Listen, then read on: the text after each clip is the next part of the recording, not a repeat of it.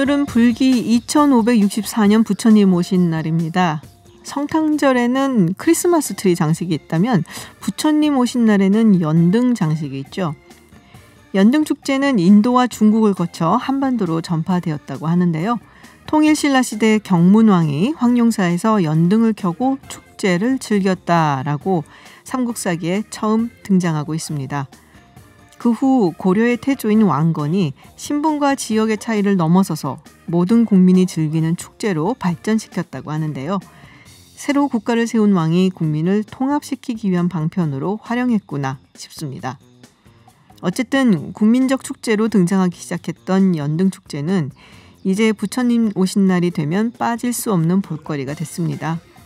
형형색색 예쁜 연등은 부처님께 공양하는 방법이기도 하지만 번뇌와 고통으로 가득한 이 어두운 세상을 부처님의 지혜로 밝게 비춘다는 것을 상징합니다. 어려움 없이 살아갈 수 있다면 얼마나 좋겠습니까마는 결국 세상의 고난을 다 마치는 것이 이 생애에서 해야 할 일이라면 우리 마음속의 번뇌를 연등의 빛으로 위로 삼아 보는 건 어떨까요?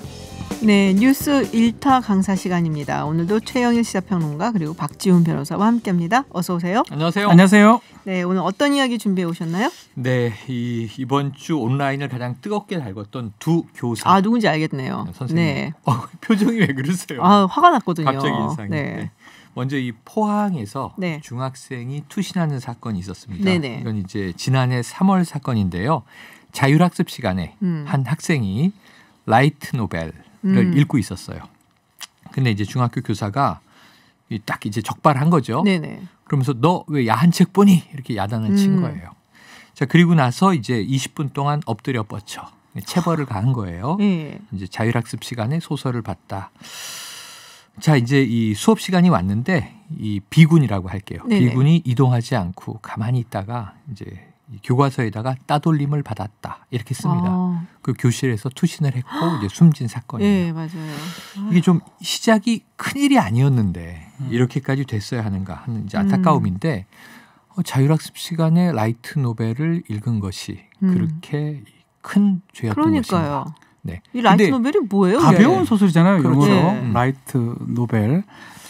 근데 사실은 이게 무슨 야한 소설이라기보다는 그냥 애니메이션 이런 거를 보면서 그러니까 심각하지 않는 일반적인 가벼운 소설인데 선생님이 그걸 좀 이해를 못했는 것 같아요. 이게 청소년 소설이에요. 청소년용 소설이고 문고판으로 네네. 시리즈가 나오는데 요즘 아이들이 이 책을 많이 읽는 이유가 뭐냐면 예전에 저희도 문고판으로 이제 고전을 읽었잖아요. 네네. 펭귄 북스 이런 거잖아요.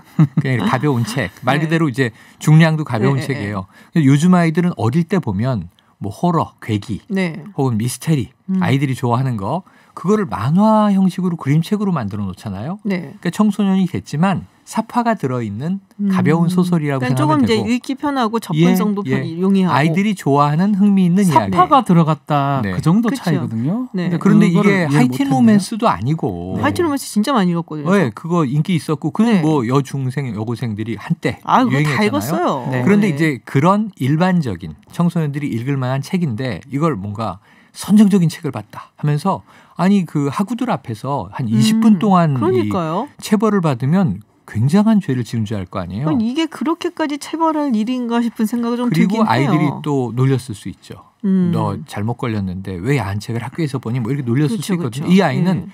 굉장히 강한 수치심과 모욕감을 느낀 것 같습니다. 그렇군요. 저는 보든지 말든지 그건 상관없다 생각이 듭니다. 네. 체벌했던 부분이 잘못된 것 같아요.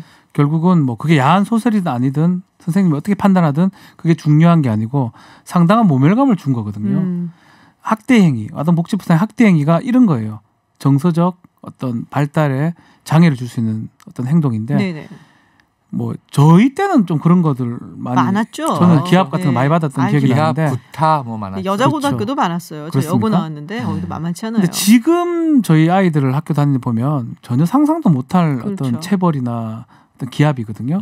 그런 게 지금 문제가 아닌가 생각이 듭니다. 근데 이 교사가 지금 10개월의 실형을 선고를 받았단 말이에요. 맞아요. 그래서 이게 이제 막 뉴스가 된 거거든요.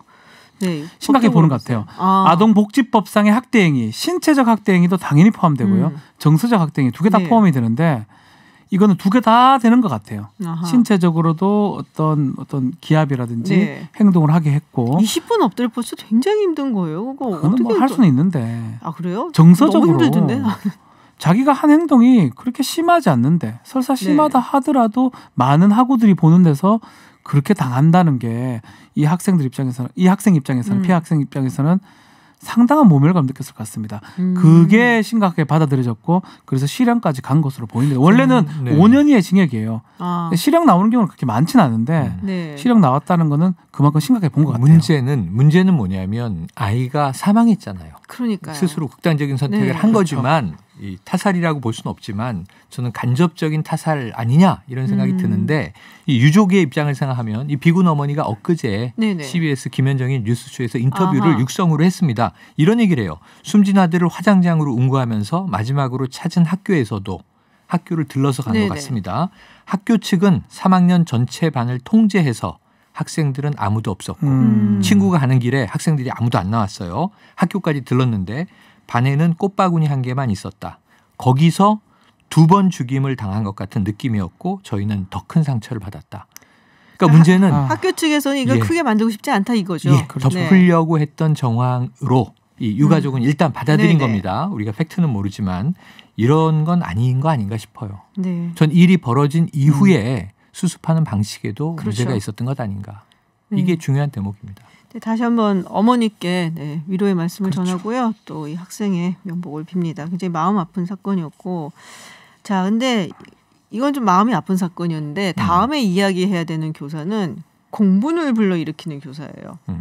저 진짜 화났어요. 네네네. 그래서 이래도 되나 방송을 진행하면서 그런 생각까지 들었는데 공분이 당연한데 저는 이 사건을 접하고는 그냥 사자로 얘기를 하면은 황당무계. 어떻게 이렇게 대응을 하지? 그러니까 일이 갈수록 커지는 느낌이에요. 그러니까 예를 들면 지금 다 아시는 초등학교 1학년 선생님 정상인가요로 이제 올라오는 글로 시작이 됩니다. 그러니까 모 초등학교 교사예요. 울산에 있는 초등학교의 40대 남성 교사입니다. 그런데 이게 효행 숙제가 자신의 이제 속옷을 빨고 그것을 이제 단톡방에 인증을 해라. 근데 거기 이제 선생님이 댓글을 달아요. 100번 양보해서 그래요. 그 어린이들이 자기의 속옷을 스스로 빠는 걸 한번 체험시켜 보겠다. 근데 문제는 댓글을 보면서 이제 느낌이 이상해집니다. 싸해집니다. 자, 매력적이고 섹시한 친구. 울 공주님 분홍색 속옷 이뻐요. 이쁜 잠옷, 이쁜 속옷 부끄부끄. 뭐 이런 건 뭐죠? 초등학교 1학년이에요. 말이 되느냐고요. 아니 근데 이거를 자신이 운영하는 개인 유튜브에 아이들에게 낸 숙제를 가져다 쓰면서 제목을 섹시 팬티 자기가 빨기 행복한 효행 레크 축제 이렇게 달았다가 문제가 되니까 지금 바뀌어 있어요. 그냥 팬티 자기가 빨기 행복한 요행 레크 축제 꿈 트레이너 아빠 학교라는 꿈 트레이너 아빠 학교가 들어갔고 섹시라는 용어가 빠진 거예요. 그런데 문제는 이게 일이 여러 가지가 있습니다. 팔수록 답답합니다. 근데 이게 뭐 전적이 좀 있다면서요? 그 전에도 많은 행동들을 했어요. 우리가 이게 블로그가 등장하죠. 블로그가 불안감이라고 하죠. 그게 다른 옛날에 누구 아재 개그죠. 남희석 씨가 했던 개그. 불안감을 덩다리 시리즈였나? 그렇죠.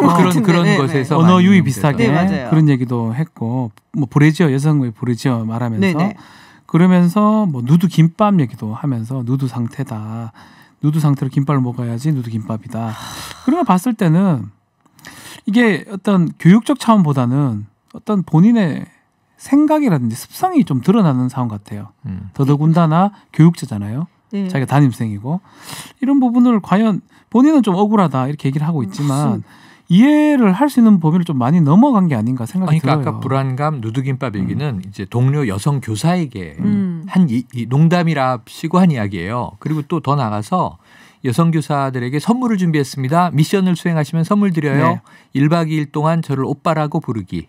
뭐 찐하게 러브샷 하기. 미친 거 아니에요? 둘이서 사진 찍기. 뭐 이런 얘기하면 선물을 준다는 거예요. 그러면서 이제 여기에 대해서 조금 분위기가 나빠지면 아재 개그로 그냥 넘어가요. 농담입니다. 그러고. 이게 아니고 블로그에는요. 자신의 어린 제자들을 두고 사육이라는 표현이 나와요. 사육? 그러니까 학기 초에 아이들을 잡죠. 선생님이 보통 아이들하고 기싸움을 하잖아요. 아이들을 잡는 것은 첫날이 아니라도 서서히 해도 된다. 뭐 여기까지는 이제 선생님들이 군기 잡는 거라고 이해할 수 있는데 자, 아이들은 모르는 상태에서 서서히 사육시켜야 한다. 단 아이들은 자기들이 사육되는 줄 몰라야 한다. 그냥 놀고 있는데 사육되고 습관화되는 것이다. 그러면서 이건 블로그에 쓴 글입니다. 안녕, 나는 너희 짐승들을 사육할 짐승들의 주인. 이런 표현을 해요. 이거 정신세계가 좀 이상하지 않습니까? 아니 이거는 약간 그런 느낌이 드는 거예요. 그러니까 프레데터라고 하잖아요. 네. 네. 딱 그 느낌이에요. 사육이 되고 좀 뭐 서서히 이거를 뭐 사육을 한다. 그렇죠. 그래야 된다. 뭐 세뇌를 해야 된다. 뭐 이게 교사한테서 나올 수 있는 말인가 싶고 아니, 이게 더군다나 교사가 초등학생인데. 아닌다 하더라도 아버지가 딸한테 이런 얘기 할 수 있나요? 아유, 말도 절대 안 되죠. 못하죠. 절대. 저는 초등학교 6학년 딸이 있는데 절대로 할 수 없는 얘기거든요. 사실은. 그럼요. 그러니까 더더군다나 교육자거든요. 그러니까 더 신중하게 접근을 해야 되는데 그런 행동들이 반복된다는 거는 사실은 문제가 있다고 봐야 될 것 같습니다. 아니 이거는 지금 꽤 오랫동안 교사 생활을 했던 걸로 알거든요. 네네. 그러니까 이런 사람이 초등학교 교사를 20년을 했다라는 것도 너무 소름이 끼치고 현재도 하고 있고 지금 초등학교 1학년을 가르치고 있고 이거는 굉장히 심각한 범죄라고 저는 봐요. 범죄인데 네. 범죄로 보기는 좀 그렇습니다. 왜요? 그러니까 걸게 마땅치 않아요. 법적으로. 예, 법적으로. 법적으로 너무 뭔가 성희롱 자체도 네. 사실은 이게 범죄가 되지는 않습니다. 직장 내 성희롱이 일어나면 징계 사유가 되는 거거든요. 네네. 직장 내도 아니에요. 또 교사랑 학생 관계이기도 하고 그게 직장 내가 아닌 거예요? 애매한 측면들이 있어요. 그래서 지금 범죄가 되기는 좀 어렵고 한다면 결국은 뭐 해임이라든지 네. 징계로 갈 수 있는 부분이지 처벌할 수 있는 사안은 아니다 이렇게 보입니다. 그러니까 뭐 예를 들면 이런 거죠. 교사에 대한 좀 특수한 직업에 대한 네, 우리 사회 맞아요. 규정이 네. 있기 때문에 품위 유지 원칙 이런 게 그렇죠. 있는 그거죠. 거잖아요. 국회의원도 마찬가지지만 네네. 상당히 이제 교사의 품위를 이제 손상시켰고 그다음에 이제 교사로서 부적절한 뭐 언행을 했다. 이렇게 해서 이제 뭐 해임이나 징계가 되면 틀림없이 전 이 사람이 문제는 이 교사라는 사람이 그다음에 대응을 하는 SNS가 나오는데 나는 지금 마녀 사냥 당하고 있다는 거예요. 아까 말씀하신 대로 이 소위 그냥 우리가 속칭 열폭한 학부모들이 너무 많아서 네. 비난하고 비판하고 이제 이게 정상 아니지 않느냐? 어떻게 이런 네. 사람이 교사냐? 그 사람 입장에서 이게 다 이제 욕설로 들리는 거예요. 수백 명이 나에게 댓글을 달아서 나에게 욕을 했다. 나는 지금 마녀 사냥 당하고 있다. 그러면서 화살을 어디로 돌리냐면 맘카페에 휘둘리는 교육이 문제다. 그러면서 이 사안을 살짝 돌려요. 그러니까 내가 욕먹는 나를 지지하는 댓글 자기는 필요 없다는 투로 얘기를 하면서 오히려 저런 맘카페 같은 곳을 좀 이제 비판해 달라 차라리 이런 얘기를 해요. 그러니까 지금 이 사태의 흐름을 아주 이상하게 해석을 하는 이 정황이 나타나서 참나. 저는 이게 그냥 잘못했다. 성인지 감수성이 부족했다. 네. 교사 자격이 없었던 것 같다. 그래서 이제 오히려 그게 뭐 낫죠. 석고대죄하겠다. 차라리 뭐 이러면은 차라리 이 사람이 굉장히 과거의 방식으로 시대 변화를 따라잡지 못한 교사구나. 그럼 뭐 아니 그래도 용서가 안 되는데 학부모로서. 그래서 지금 울산교육청이 비판을 받았어요. 네. 이게 하루 이틀 문제가 아니고 보도된 건 최근이지만 네. 1년 전에 그 학부모도 불만을 표했고 그래요? 2년 전에도 불만을 표했고 지금 이제 이 온라인 계약을 하다 보니까 네네네. 자 학생들 사진 좀 올려주세요. 초등학교 1학년 다 엄마나 아빠가 붙어서 도와줄 거 아니에요. 그렇죠. 근데 거기다가 저는 눈웃음이 뭐 예쁜 공주님에겐 금사빠 뭐 이런 표현 쓰고 하는 게 불편해서 참. 학교 교육청으로 문제 제기가 됐어요. 근데 이제 울산교육청이 조금 그렇긴 한데 부적절한 것 같긴 네. 한데 본인이 교육에 대한 열정이 너무 과해서 그랬다고 앞으로 주의하겠다고 하니까 그렇게 이해해 주십시오 하고 넘어갔단 말이에요. 그게 말이 되나요? 그런데 그렇죠. 이제 속옷 빨기가 나온 거예요. 말이 되나요 그게? 그게 초등학교 1학년 무슨 학생한테? 지금 초등학교 6학년 따님을 그래도 저는 갖고 만약에 우리 아이의 담임쌤 극하면 저 가만 안 놔두거든요. 그러니까요. 그럼 가만 놔둘 수 울산교육청이 그 다음에 아까 얘기한 교사의 품위 손상이라든가 뭐 교육적으로 부적절한 이제 언사라든가 징계를 세게 내려야 되는데 뭘 했냐면 112에 신고했습니다. 경찰에서 수사해 주십시오. 그럼 아까 박주민 변호사가 얘기했지만 이게 법적으로 안 법적으로 안 된다면서요. 된다. 애매해요. 어떤 접촉이 있는 것도 아니고 발언인데 이게 명예훼손이나 이런 것도 아니고 성희롱은 또 처벌 대상이 또 아니거든요. 그런 것들 때문에 처벌할 상황은 사실 없어 보입니다. 교실에서 효행 숙제를 앞시고 본인이 내준 아주 부적절한 과제에 대한 아이들의 사진에 대한 댓글 등등을 이걸 모아서 자기가 개인 유튜브에 올렸어요. 이걸 공개했어요. 교실에서 이루어진 일이라면 네. 아이들 숙제나 일기장 유튜브에 공개해도 됩니까? 안 되죠. 아이들의 속옷을 빨라고 해놓고 그 속옷 빠는 장면 사진들을 유튜브에 공개하면 됩니까? 선생님이 그럼에도 사육시킨다고 하는 양반이 그럼에도 안 형사처벌이 형사처벌이 쉽지는 안 않을 돼요? 것 같아요. 아, 너무 화가 나는데요. 지금 N번방 사건을 저희가 얘기를 하면서 여러 가지로 조금 그 성범죄에 대한 네. 이게 좀 강화됐다라고 얘기를 규정이, 했는데 네. 이게 뭡니까 이게 도대체. 걸리기에 딱 맞지 않은 그런 상황이라서 아, 처벌할 참나. 수는 없을 것 같아요. 이게 그러면은 문제는 전 어떻게 되냐면요. 이분이 어쨌든 징계를 받거나 뭐 감봉 처분을 받거나 네. 경직을 받거나 아예 극단적으로 해임을 받는다고 하면 행정소송을 내죠. 돌아옵니다. 제가 제일 화나는 건 뭐냐면 저 국민은 개돼지라고 이야기했던 교육기획관이 네, 맞아요. 복직을 해요. 네, 맞아요. 그때만 해임되지. 행정소송하면 다 이거 법적으로 좀 애매하네요. 그래서 돌아와요. 그럼 우리가 얘기하는 교사의 자질이라고 하는 부분은 어떻게 검증하는 것이냐. 그렇죠. 왜냐하면 법에는 그런 촘촘한 망이 없어요. 우리가 직업윤리에 대한 부분들은 그 영역에서 다루는 거지. 뭐 학자의 자질 이런 부분들을 법이 판결해서 이 사람의 하기가 옳다 그르다 합니까? 못하죠. 못하죠. 그 이런 거를 보면 글쎄요 뭐 그러니까 아이를 가진 부모들은 굉장히 지금 분노할 거예요. 그 또래의 아이들. 그렇죠. 더군다나 딸을 가진 부모 같으면은 이거는 소름이 끼치는 일이거든요. 이런 사람이 뭐 교사로 남아있다는 그 무섭죠. 사실 자체가. 사실 무섭기도 하고요. 예. 네, 무섭기도 하고 또 아이들이 잘 모르잖아요. 그리고 네. 선생님이니까 선생님 말씀을 또 따라야 된다라고 생각들을 하니까 모르기 때문에 그냥 하는 대로 하고 그러다 보면은 우리 아이가 정말 듣지 말아야 될 얘기를 들을 수도 있는 거고 보지 말아야 될 걸 볼 수도 있는 거거든요. 2000년대 이전부터 맞아요. 벌써 나타나기 시작한 게 뭐냐면 왜 항상 딸은 핑크색, 분홍색이고 아들은 파란색 계통을 입히느냐. 색깔에 대한 성인지 감수성도 양성평등에 어긋난다. 우리가 그런 얘기했고요. 근데 그게 이런 그 문제는 이런 정도의 문제가 아니에요. 뭐 거의 성범죄에 가깝다고 저는 공주님, 생각하기 왕자님 때문에. 뭐 이런 얘기도 쓰지 말자. 이런 네. 이야기들을 교육 현장에서는 한 20년 전부터 많이 해왔는데 그런 기본적인 것도 안 그러한 걸 지키는 일반적으로도 네. 쓰면서 거기에 더 심하게 성인지 감수성이 위배되는 이야기들을 했는데 이걸 어쨌든 자질의 문제가 있다, 교사 윤리에 문제가 있다는 건 명백해 보이는데 네. 법적 처벌은 할 수 없다. 학부모 그럼 여기에 단체가 대한, 지금 네. 고발은 했어요. 근데 이 교사를 그럼에도 안 된다는 거죠. 처벌 뭐 조항들을 뭐 수사기관에 찾아볼 수는 있는데 네네. 뭐 제가 생각할 때는 딱 떨어지는 건 없는 것 같아요. 와, 그래서 뭔가 징계나 교육청 차원에서 할 수는 있어도 네네. 형사처벌을 할 수 있는 사항은 아니다. 저는 그렇게 보는데 글쎄요, 뭐 또 수사기관에서도 더 한번 검토를 해보겠죠, 아마도. 네, 지금 뭐 물론 이제 최영일 평론가께서 네. 말씀을 많이 하시는 편이긴 한데 오늘 박주민 변호사님이 아까도 말씀드렸지만 초등학교 6학년 따님이 있으니까 그렇죠. 화가 나셔서 화가 나죠. 얼굴이 빨개지셔서 말씀을 잘 못하고 계세요 지금. 사실은 심각한 부분이거든요. 네. 그럼에도 처벌할 수 있는 규정이 없다는 게 좀 더 답답하기도 하고 그렇습니다. 네, 그리고 아이들이요 이게 큰 다음에 다 생각이 나요. 나죠. 그러니까 아이들도 뭔가 이상하다는 알아요. 걸 느끼면서 그래도 선생님이니까라고 그냥 이렇게 지나갔다가 성인이 되거나 아니면은 뭐 좀 민감한 나이가 되면은 그때 깨닫는 그런 시점이 일이 오죠. 있었어. 네. 맞아요. 깨닫는 시점이 와요. 네, 그리고 그때 엄마한테 얘기 안 했던 거, 그렇죠. 그리고 내가 선생님한테 왜 그러시냐라고 반항하지 따지지 못했던 못했던 거, 거. 그게 계속 후회가 마음에 되죠. 남아요. 화가 나고.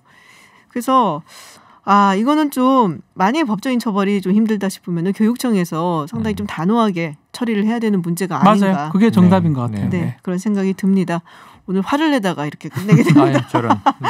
다 하지도 못했어요. 다 하지도 방금 연휴 못했어요. 첫날 네. 죄송합니다. 네, 다음 이야기 남은 거는 저희가 다음 주에 이야기를 그래요. 해보도록 하겠습니다.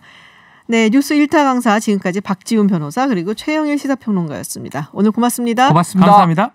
네, 해외 뉴스 알아보는 서울타임즈 시간입니다. 전주현 캐스터와 함께합니다. 어서 오세요. 네, 안녕하세요. 지금 뭐 화내면서 들어왔어요. 그러니까요. 지금 전주현 캐스터가. 저도 네. 지금 밖에서 계속 그러고 있었네요. 네. 네. 자, 해외 뉴스를 일단 넘어가 보도록 네네네. 하겠습니다. 지금 렘데시비르. 네. 이거 발음 힘들어. 네. 이게 임상 실험에서 실패했다는 얘기가 나온 게 얼마 전인 것 같은데 또 성공했다면서요. 네, 긍정적인 결과가 나왔다고 어. 그래요. 그때는 굉장히 좀 소규모 샘플이었잖아요. 네네. 지금 알레르기 감염병 연구소가 코로나19 입원 환자 1,063명을 대상으로 임상 시험을 한 결과가 나왔습니다. 그럼 샘플이 좀 많긴 하네요. 좀 많죠. 네. 그리고 알레르기 감염병 연구소가 직접 했다는 게 중요하다. 네네. 지금 여기에 방점이 찍히는데요. 이 렘데시비르를 투여한 환자의 회복 속도가 그렇지 않은 환자보다 31% 2%가 빠른 것으로 나타났다고 합니다. 그래서 렘데시비르를 쓴 환자군은 회복하는 데 평균 11일이 걸렸고요. 쓰지 않은 환자가 15일이 걸렸는데 연구진은 이 4일이지만 이게 굉장히 유의미한 차이다라고 설명을 했어요. 왜냐하면 회복 속도가 빠르면 퇴원도 빨라집니다. 그렇죠. 그래서 병상, 인공호흡기 같은 의료 자원을 절약할 수가 있고요. 의료진 부담도 줄어들 수 있고 환자가 무엇보다도 합병증 위험이 줄기 때문에 사망률의 차이를 보일 수 있다고 합니다. 근데 이번 시험에서 다만 사망률은 렘데시비르를 쓴 환자가 8%, 그렇지 않은 환자가 11.6%로 나타나서 통계적으로 의미를 가질 정도는 아니었다. 이렇게 설명을 했어요. 지금 회복하는 데는 좀 유의미한 결과가 나왔지만요. 지금 연구가 미국을 포함해서 세계 68개 지역에서 진행이 됐습니다. 지금 렘데시비르에 대한 대규모 무작위로 진행한 첫 번째 임상 연구 결과다라고 워싱턴 포스트가 보도를 했어요.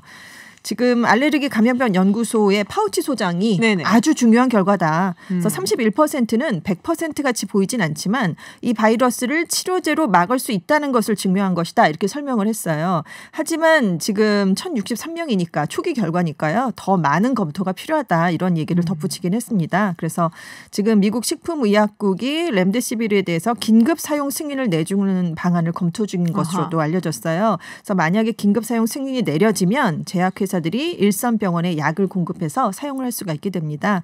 지금 제약사가 길리어드 사이언스사예요. 이 생산량을 늘려서 5월 말까지 150만 개를 생산할 수 있을 것 같다라고 얘기를 했는데 환자 14만 명에서 21만 명에게 투여할 수 있는 분량이라고 합니다. 이게 공식 승인이 나기 전까지는 무료로 제공이 되고요. 지금 승인 이후에 그런 가격을 어떻게 할 것인가 아직 결정이 되지 않았다고 합니다. 그게 또 관건이 될 수가 있겠네요. 네. 근데 다만 중국에서 최근에 진행된 임상시험에서 이제 말씀하신 것처럼 부정적 결과가 나왔었거든요. 그때 이제 길리어드 사이언스는 중국에서 하고 있던 도중에 중국 내 코로나19 환자가 확 줄어들면서 시험 대상자를 구하지 못했던 일이 있었다. 그렇기 때문에 시험을 중단할 때까지 237명이 등록하는데 그쳤기 때문에 그 결과는 조금 무의미한 것 같다. 이렇게 설명을 했습니다. 237명이면 좀 작은 숫자이긴 그렇죠. 하죠. 네네, 그렇습니다. 그럼 여기는 이제 1,000명이 넘는 샘플로 했다. 그래서 조금 더 뭔가 효과가 있는 것으로 보인다라는 실험 결과가 나왔습니다. 그래서 그랬는지 지금 뭐 미국 주식시장이 상당히 좋아졌어요. 갑자기 다우가 2% 이상 급등을 했고요. 이 길리어드사가 6% 가까이 올랐습니다. 그렇군요. 알겠습니다.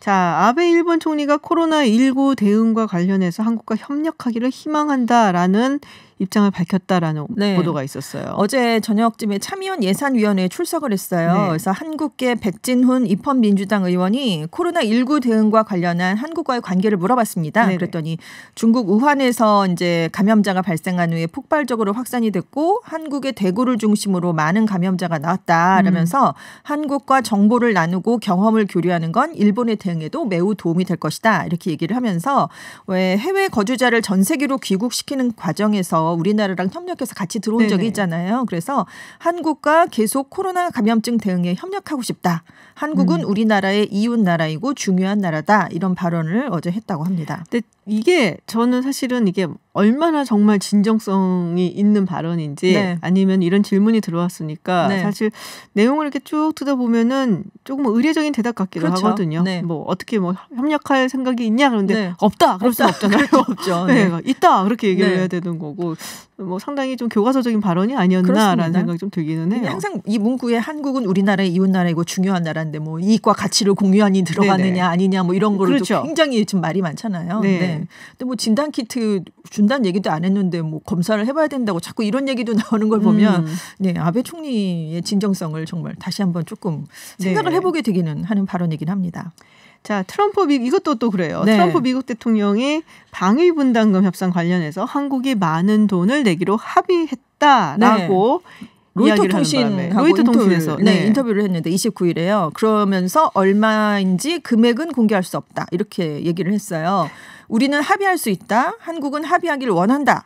그들이 많은 돈을 지불하기로 합의했다. 그들은 내가 백악관에 처음 왔을 때보다 훨씬 많은 돈을 내고 있다. 이렇게 얘기를 하면서 거듭 분담금 인상을 업적으로 좀 내세우는 모습의 인터뷰를 했습니다. 근데 우리 청와대 핵심 관계자는 분담금 협상이 진행 중이고 아직 아무것도 합의한 건 없다. 이렇게 밝혔어요. 그래서 이 점을 생각해서 보도를 해줬으면 한다라는 당부를 했다고 하고요. 외교부의 분담금 협상팀 관계자도 아직은 아무것도 합의된 게 없다라고 밝힌 것으로 알려졌습니다. 얼마 전에 한국 정부의 13% 10% 인상 제한을 내가 거부했다. 이거 갑자기 또 네네. 돌발 발언을 해가지고요. 미국 국무부가 또 발언 진위 논란이 있기도 했고. 근데 아무튼 그래서 지금 11월 대선을 이제 6개월밖에 안 남았으니까 본인 업적에 대한 조바심을 보이면서 이렇게 많은 돈을 내기로 합의했다. 이렇게 먼저 얘기를 한 게 아니냐 이런 얘기도 나오고 있습니다. 제가 좀 찾아봤어요. 네네네. 제가 로이터 기사 원문을 찾아보려는데 그거는 안 나오고 네. 이제 우리나라 기사 이제 신문사나 네네. 언론에서 영문으로 나오는 네. 거 있잖아요. 근데 네. 거기서 나온 것 중에 이 트럼프 대통령의 발언을 그러니까 코트한 네네. 거를 봤는데 솔직히 말씀드리면 제가 읽었을 때는 큰 의미는 없어 보였어요. 네. 그러니까 한국 정부랑 뭘 합의해서 이제 네. 뭐 그러니까 이런 거는 그렇죠. 없고 그냥 네. 그냥 굉장히 평이한 돈 많이 준다 그랬어. 네. 뭐 약간 네. 그래서 뭐 이렇게 뭐 대대적으로 보도할 내용은 아닌 것 같다라는 생각이 좀 들기는 했습니다만 또 트럼프 대통령 성향이 있잖아요. 그렇죠. 네. 네. 그리고 문재인 대통령이 전화를 먼저 걸어와서 미국의 검사에 관해 칭찬했다. 이게 같은 날 한 얘기입니다. 당신네 검사 수가 세계 최대인데 어떻게 그렇게 했느냐. 믿기 힘들 문 정도의 대통령이 검사를 해냈다라고 문 대통령이 얘기를 했다고 그렇게 네네. 얘기를 한 거예요. 그래서 참 트럼프 대통령다운 인터뷰를 29일에 또 한 번 한 게 아닌가 약간 이런 생각이 듭니다. 이런 식으로 얘기할 수 있잖아요. 네. 굉장히 인구수도 많고 네네. 확진자 수도 많고 검사를 네. 잘하고 있어. 뭐 잘하고 계십니다. 뭐 이런 네네. 식으로 얘기를 그냥 하면 이제 네. 또 막 부풀릴 수도 있는 그러니까요. 거죠. 네. 어쩜 그렇게 잘하냐 이렇게 얘기가 될 수도 그러니까요. 있고. 네. 이게 이제 아마 루이지애나 주지사하고 면담하면서 네, 그렇습니다. 그런 얘기를 했던 것 같은데 루이지애나가 지금 확진자 수가 굉장히 많아요. 네네. 그러니까는 조금 이제 순위가 떨어지긴 했는데 한 2주 전까지만 해도 미국에서 가장 많은 네. 세 번째 주가 그렇죠. 그랬었는데 네. 지금 한 10위 정도 하는 것 같더라고요. 그래서 거기 흑인들이 많이 살잖아요. 그렇죠. 네, 그래서 그러니까. 아마 좀 그런 것 같다라는 생각이 드는데 어쨌든 트럼프 대통령이 이렇게 얘기를 했는데 청와대 관계자 측에서는 네. 뭐 진행 중인 합의된 바는 아직 없다. 없는데 네. 네. 트럼프 대통령 썼던 말은 agree였습니다. 네. 큰 의미는 별로 없어 네. 보이긴 합니다. 제 생각에도. 자, 이 얘기 저도 뉴스를 봤는데요. 이 코로나19 사태 이후에 마스크하고 그리고 장갑 네. 이게 굉장히 고마운 거였잖아요. 그렇죠. 근데 이게 무단 폐기가 되면서 이게 환경 오염에 뭐 주범이 되고 있다라는 그렇습니다. 뉴스가 있어요. 지금 홍콩에 무인도 소코섬이 있는데 여기에 마스크 폐기물들이 대량으로 해변에 떠내려온 게 발견이 된 거예요. 그러니까 중국 홍콩이 이제 가까우니까 거기서 쓰고 사람들이 그냥 무심코 버렸는데 이게 바다를 타고 흘러 와서 여기까지 온 것으로 지금 파악이 되고 있습니다. 문제는 전 세계적으로 이런 증상이 좀 많이 나타나고 있다는 건데요. 곳곳의 거리에서 마스크랑 라텍스 장갑이 아무렇게나 버려진 게 발견이 아이고. 되고 있어요. 근데 이게 하수도나 바다로 흘러가서 물을 오염시킬 수 있잖아요. 근데 이제 마스크가 폴리프로필렌과 같은 플라스틱을 포함한 부직포로 이게 생산이 되는 거거든요. 썩지도 않고 녹지도 그렇습니다. 않고. 이게 만약에 이제 분해가 되면 유해한 화학 물질을 바다에 그대로 이제 남겨두게 되는 그런 일이 발생할 수가 있어요.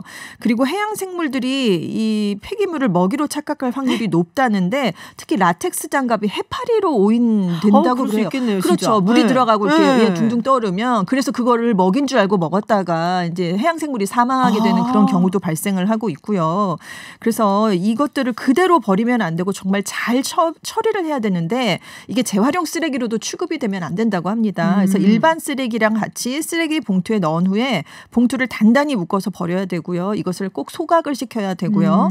작은 용기나 비닐봉투 같은 거를 가지고 다니다가 거리에서 이제 넣을 수가 없을 때 이제 이렇게 처리를 하시는 게 좋겠다라고 전문가들이 지금 권고를 하고 있고요. 이 불법 투기에 대한 처벌을 강화하자 이런 목소리도 나오고 있고 아예 원래 근본적으로 제작을 할 때부터 환경을 고려해서 좀 만들어보자 이런 얘기도 나오고 있는데 지금 자동차 업체 포드가 에어백 소재를 활용해서 50번까지 세척해서 재사용할 수 있는 의료용 가운을 제작하고 있다고 합니다. 그 이제 횟수가 늘어나면 훨씬 더 이제 만들어지는 그 사용하는 횟수가 줄어들게 되니까요. 그리고 미국 네브라스카 대학은 자외선이 마스크에 묻은 오염 물질을 제거해서 수명을 더 연장시킬 수 있는가 이 방법을 지금 연구를 하고 있다고 해요. 최대한 그래서 이제 쓰레기로 방역 나가는 물품을 적게 위해서. 하기 위해서 네 그렇습니다. 그렇군요. 네. 정말 고마운 것들이었는데 네. 부분이 이게 또 이런 식으로 무단 폐기가 되면은 환경 굉장히 그렇습니다. 유해한 것이다라는 그 부분을 또 생각을 못했네요. 저도 거리에서 많이 봤거든요. 저도요. 네, 그러니까요. 사실 저도 봤어요. 네. 네, 알겠습니다. 무심코 버리시면 안 되겠습니다. 네, 우리도 처리를 잘해야겠습니다. 해외 뉴스 알아보는 서울타임즈 시간이었습니다. 지금까지 전주연 캐스터였습니다. 고맙습니다. 네, 감사합니다. 코로나 이전의 세상으로는 더 이상 돌아갈 수 없다. 네, 전 세계를 휩쓴 코로나19가 우리 사회에 던진 메시지죠. 과연 코로나 사태가 종식된 이후 우리 사회는 어떻게 바뀔지, 그리고 우리는 어떻게 대비해야 할지 오늘부터 각 분야 전문가와 함께 살펴보는 시간 마련했습니다. 오늘 첫 시간입니다. 역사가 말하는 팬데믹 이후의 세계라는 주제로 저희가 준비를 했는데요. 함께 하실 분 소개합니다. 팬데믹 히스토리의 저자이신 장항석 강남세브란스 갑상선 내분비외과 교수님 나와 계십니다. 어서 오세요. 네, 안녕하세요. 네, 근데 이 책이 2018년에 출간이 됐어요. 네. 예, 코로나 사태 있기 전에 출간이 된 건데 어떻게 뭐 선견 지명이 있으셨던 건지 어떻게 이 책을 쓰게 되셨어요? 그런 건 아니었고요. 원래 이제 제가 그 메르스 사태 때 있었던 일들을 경험하게 되면서 이런 한 질병이 한 사회를 이렇게까지 흔들 수 있구나라고 생각을 하게 됐어요. 그러면서 역사 중에도 이런 장면들이 많을 것 같다 그 생각하고 이제 자료들을 모아봤습니다. 그래서 네네. 참 재밌더라고요. 그래서 글을 쓰게 됐는데 그때 당시에는 이제 책을 냈을 때 도대체 이게 무슨 소리냐라는 사람들이 많았어요. 네. 이제는 많은 사람들이 알아볼 수 있는 그런 상황이 됐죠. 그리고 그 책 말미에다가 제가 앞으로 이렇게 대규모 참사를 벌이고 그 질병이 만연하게 된다면 우리를 충격에 빠뜨릴 그런 질환은 아마도 변종 바이러스일 것이다. 딱 맞았네요. 라고 생각을 했는데 그래서 사람들이 무슨 예언했냐라고 하는데 그건 그러니까요. 아니고 충분히 예측 가능한 일이었다는 거죠. 이런 사태는. 네, 그렇습니다. 그렇군요. 변종 바이러스다. 자, 팬데믹 이야기를 저희도 사실은 여러 번 했었어요. 저희가 소개도 해드리고 그랬었는데 자, 역사적으로 봤을 때 그러면 우리가 가장 먼저 인류 역사에 등장한 팬데믹은 무엇일까요? 팬데믹이라고 하는 단어가 좀 맞지 않을 수도 있는데 네네. 그 사회에 만연하는 질병으로는 우리 문헌상에 최초로 등장한 건 이제 호메로스의 이제 대서사시죠. 예, 일리아드라는 대목이 나옵니다. 첫 시작하는 대목이 어떻게 되어 있냐면 아폴론의 이제 노여움을 산 그리스 신령에서 처음에 이제 이렇게 동물들이 죽어나가요. 이제 노새, 개 이렇게 죽어나가다가 이제 사람들이 죽어나가기 시작합니다. 그래서 그리스 신령에서는 시체를 태우는 화장 연기가 끝도 없이 피어올랐다라는 대목이 나오는데 이게 인수공통의 전염병을 정확하게 짚어내고 있는 글입니다. 아하. 그리고 그다음 장면은 제가 생각할 땐 성경에 나오는데 출애굽 시대에 모세의 기적 10가지가 있는데 맨 마지막 기적이 이집트 전역에 장자들이 다 사망을 한다. 맞아요. 되죠. 이게 뭐 해놓은 곳에는 이제 아이들이 안 죽고 그 유태인 아이들은. 근데 그게 이제 유태인들은 죽지는 않았고 이집트의 그 지배 계층들이 그렇죠. 다 죽었다는 거죠. 그리고 이제 한 반 정도에 가까운 기적들이 대부분 이런 전염병, 역병의 창고를 의미하는 좀 이렇게 분위기가 나옵니다. 그래서 사실 그 시대는 이집트가 굉장히 강성했던 시대예요. 그렇죠. 람세스 2세의 시대이기 때문에 그 이집트 전역에 노동력을 다 담당하던 유태인들이 이렇게 탈출한다는 건 사실 좀 불가능한 일로 보여집니다. 뭐 신의 기적이 아니고는. 근데 아마도 이런 건 이제 그 지배계층의 창궐한 어떤 질병 때문에 지배력이 약화됐기 때문에 가능했지 않았을까 생각을 하고요. 지금 고고학적으로는 아마 그게 천년두였을 것 같다. 천년두? 예, 그런 짐작이 가능합니다. 그럼 이게 천년두가 얼마나 오래된 병인가요? 고쳐지기 시작한 거는 뭐 굉장히 오래된 병이죠. 백신을 개발하면서 그제서야 사실 고쳐진 건데. 자, 근데 이번에 코로나19 얘기를 하면서 사실은 이제 박쥐 얘기를 했잖아요. 근데 이제 박쥐에 쥐가 들어가다 보니까 이제 패스트 얘기가 자연스럽게 또 나왔단 말이에요. 관련이 있는 건가요? 어떻게? 사실은 관련은 없는데 아마 이제 그 미지의 질병이 굉장히 높은 사망률을 보이니까 두려웠던 거죠. 그렇죠. 그리고 학계에서는 중국 내륙의 어딘가에는 아직도 패스트균이 잠복하고 있을 것 같다라는 설이 많습니다. 그래서 말씀하신 대로 박쥐를 이야기하니까 그 쥐가 퍼뜨렸던 패스트를 연상하게 됐던 거라고 저는 생각을 해요.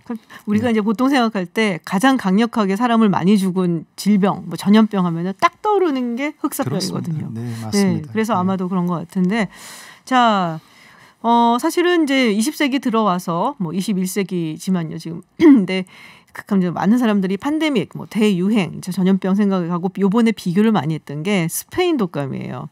스페인에서 발병된 건 아니라고 제가 저희 방송에서 한번 얘기는 했었어요. 그 부분은. 맞습니다. 네. 그 스페인 독감은 이제 그 세계 제1차 대전이 거의 막바지에 이를 무렵에 이제 발생한 병이고 거의 5천만 명 정도가 사망했다고 되어 있습니다.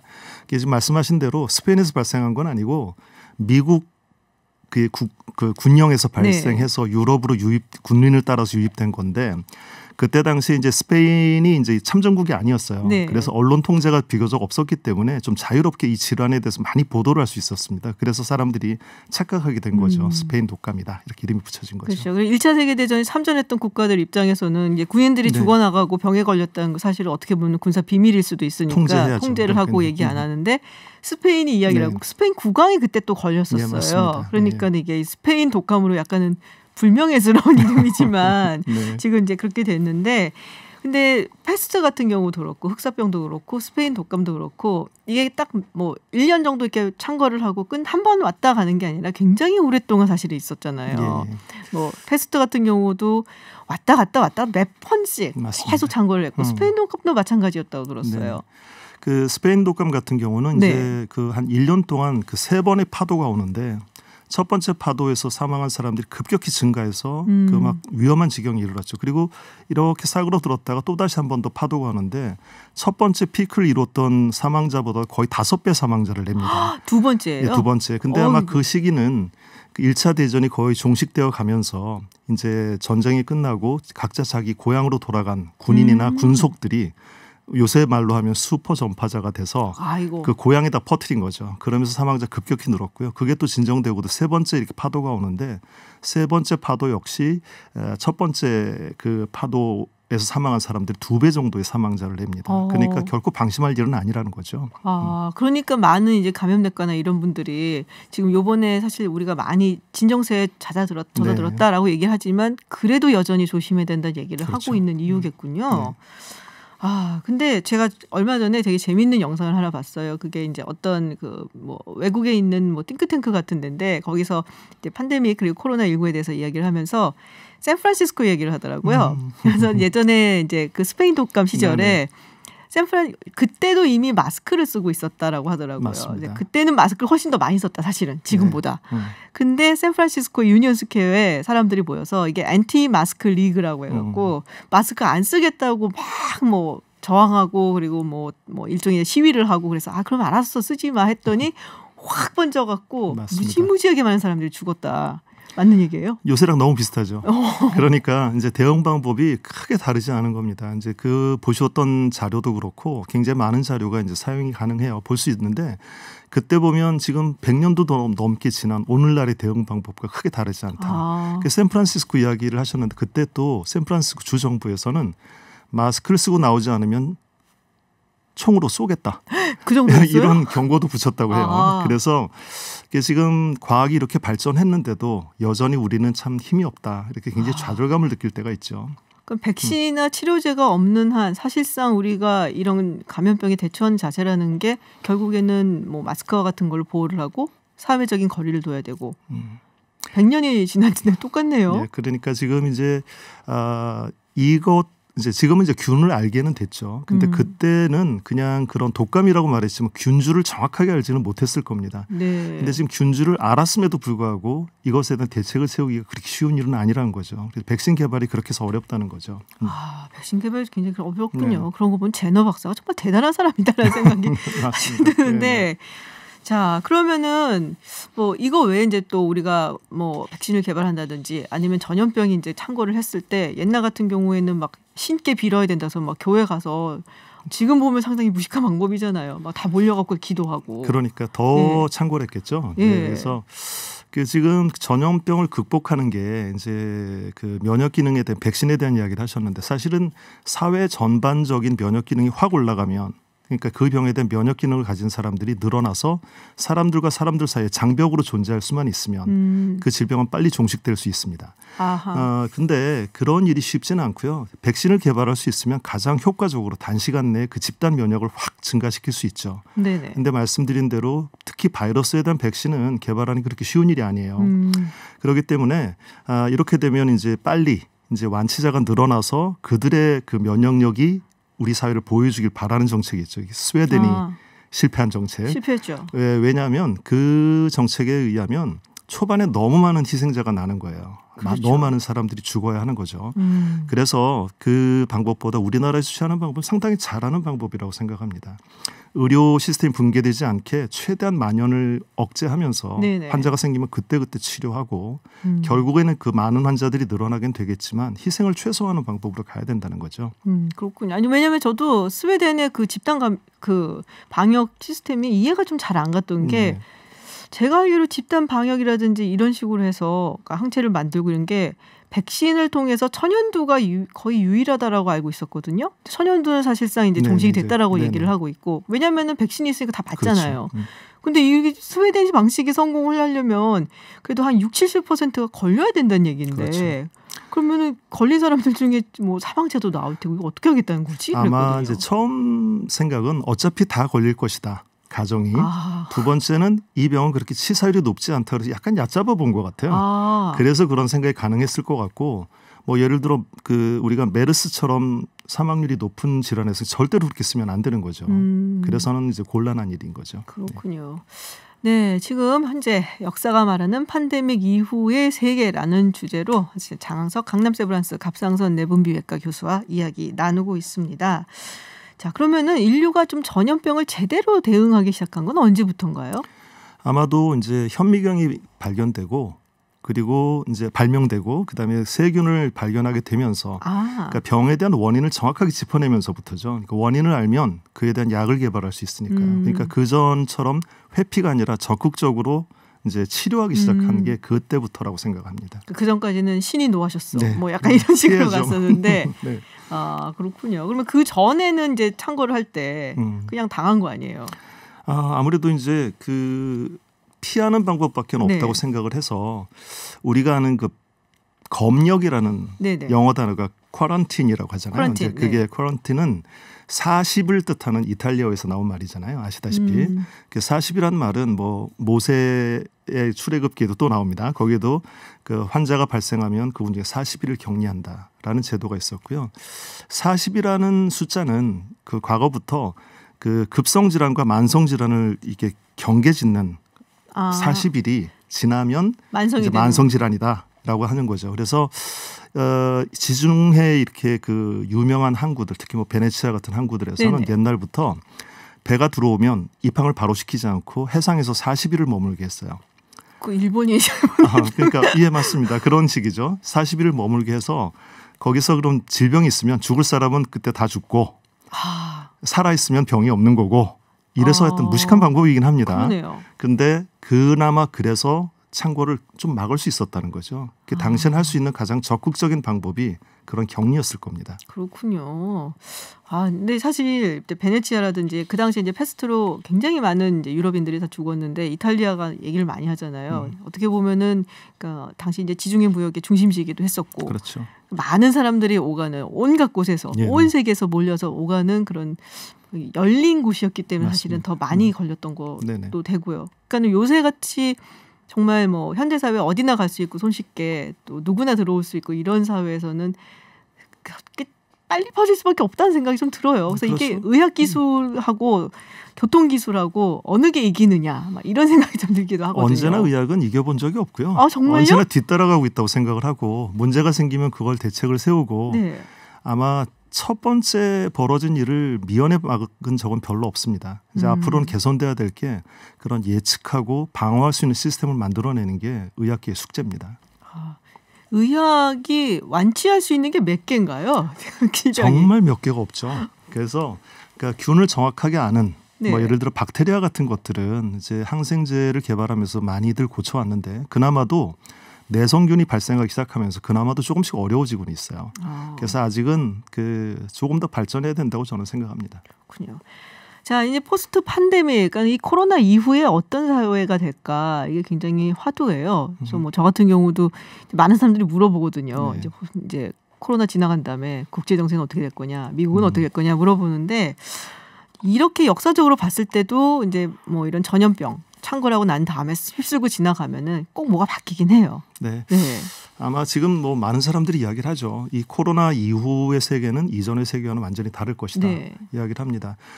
많은 시스템이 변할 거라고 생각을 하고요. 뭐 이제 발표되거나 이렇게 많이들 이야기되는 내용은 지금 이렇게 이제 많은 정보들이 모여서 협심해서 이렇게 코로나를 이겨나가려고 노력을 하는데 그 와중에 개인의 정보들이 무차별 노출이 되고요. 방어되는 게 하나도 없고 그러면서 그 정보를 핸들링하는 기관, 말하자면 정부나 이런 기관에 의해서 감시 체제로 변할 수 있고 뭐 전체주의적 네. 사고 이렇게 전환이 될 수 있다. 그런 우려가 있고요. 또 한 가지는 이렇게 격리 그리고 서로 이렇게 좀 회피를 강조하다 보니까 국가 간 그리고 민족 간에 그 격리가 이루어지고 이제 고립이 될 수가 있다는 거죠. 서로가 서로 고립되는 그런 우려들이 있는데 아마도 이후의 세계는 이제 그 전에는 아마 이런 일들이 충분히 가능했을 것 같은데 이제 앞으로의 시대에는 우리가 이제 시민 의식이 이렇게 발전했잖아요. 그래서 발전된 의식으로 이제 우리 스스로 자유의지로 그 미래 세상을 개척하고 결정하고 발전시켜 나가야 된다고 저는 생각을 합니다. 그렇군요. 근데 역사적으로 봤을 때 이제 뭐 많은 사람이 죽었기 때문에 흥미롭다 말하기는 좀 그렇지만 그런 얘기 많이 하거든요. 예를 들면 흑사병 같은 경우에는 그게 워낙에 많은 유럽 인구를 사망시키고 그래서 특히나 이제 노동력이 사라지는 바람에 이 노동력의 가치가 올라가서 좀 저소득계층이라고 하면 그 당시에는 저소득이 아니니까 이제 노동자들이 사실상 돈을 좀 더 많이 벌게 됐다. 네. 그래서 불평등이 살짝 조절되는 그런 효과가 있었다고 하거든요. 네, 맞습니다. 근데 그리고 또 뭐 전쟁의 그 승패가 갈리는 경우도 있었고 네네. 그런 경우도 있잖아요, 역사적으로. 뭐 전쟁의 승패도 그렇고 지금 말씀하신 대로 그 농노에 불과하던 네. 사람들의 그 인식이 바뀐 거예요. 나도 중요한 사람이구나. 사람으로서의 가치가 있구나라고 생각하면서 이제 르네상스를 맞고 이제 근현대로 발전해 오는 거죠. 그리고 이제 역사적으로 이제 굉장히 결정적인 변화를 질병 때문에 맞게 되기도 했는데 저는 그리스 문명이 몰락하게 된 계기를 결정적인 장면이라고 생각을 해요. 아시는 것처럼 이제 페르시아와의 긴 전쟁을 거치고 나서 네. 그리스는 이제 아테네를 중심으로 정말 그 문명의 문명을 꽃피웁니다. 이제 절정기에 이르르죠. 근데 그 과정에서 이제 전행을 휘두르던 그 아테네에 이제 반대하는 세력이 펠로폰네소스 동맹을 일으켜서 전쟁을 일으키죠. 그게 스파르타 중심으로. 네. 그렇죠. 스파르타가 이제 중심이 됐던 그 전쟁이 10년 전쟁이라고 표현하기도 해요. 근데 10년 전쟁이라고 하긴 하지만 1년 안에 거의 결판이 났습니다. 이제 그때 당시에 이제 아테네에 퍼진 역병 때문에 아테네 인구의 4분의 1 이상이 죽었고요. 중요한 사람이 죽었죠. 페리클레스가 또 죽었죠. 그러면서 이제 지도자를 뭐 1년 만에 거의 몰락했다고 보는데요. 그 이후에 이제 스파르타에 이제 아테네가 굴복하면서 그리스 전역의 문명이라는 게 이제 쇠퇴하기 시작을 했죠. 그래서 그리스는 그 이후에 다시 문명사의 주역으로 나타나지를 못하는 거죠. 그렇게 된 것도 아마 결정적인 장면이라고 생각을 합니다. 그렇군요. 그런 역병도 있잖아요. 그 유스티니아누스 황제 역병. 거기 엄청나게 많은 사람이 죽고 맞습니다. 그랬다고 들었는데. 그 유스티니아누스 황제는 그 동서로마 로 갈렸던 네네. 로마 제국을 다시 한번 통일한 사람이죠. 그러니까요. 그런데 사실은 그 통일을 하기 위해서 벌린 전쟁 때문에 다시 유스티니아누스 그 역병이라고 이름 지어진 그 역병이 창궐하게 되죠. 그게 빨리 이제 더 빠른 시간 내에 로마의 멸망을 재촉했다. 이렇게 받아들이기도 합니다. 근데 지금이야 워낙에 교통 이런 게 발전을 해서 뭐 비행기 타고 발전하고 하는데 옛날 같은 경우는 사실은 좀 오래 걸리잖아요. 네네. 저도 사실 이 코로나19 이후에 너무 이제 관심이 생겨갖고 패스트 같은 경우는 어떻게 이게 왔는가 상당히 시간이 오래 걸렸어요. 사실은 올 때까지. 네. 네, 그 어떤 식으로 고대 로마 이럴 때는 이게 터졌는지도 궁금한데요. 그러니까 이제 보통은 옛날에는 이게 그 뭐 실크로드를 오가는 대상들을 생각을 하면 굉장히 오래 걸리잖아요, 말씀대로. 그러니까 질병 있는 사람들이 딴 사회에 가서 질병을 옮기기에 역부족이었던 거예요. 가는 길에서 다 죽는 거죠. 그러니까 건강한 사람들만 가니까. 근데 이제 로마가 이제 세계 제국을 이렇게 그 건설하면서 로마가 뭐 그러니까 중앙 집권을 유지하기 위해서 그 영역 전체에 다 길을 닦았죠. 그 맞아요. 발달된 길을 통해서 사실은 사람들이나 물자만 왔다 갔다 한 게 아닌 거죠. 질병도 같이 유입되고 서로 소통된 거예요. 그러면서 진정한 의미의 팬데믹, 세계적인 창궐은 그 시대부터 가능해집니다.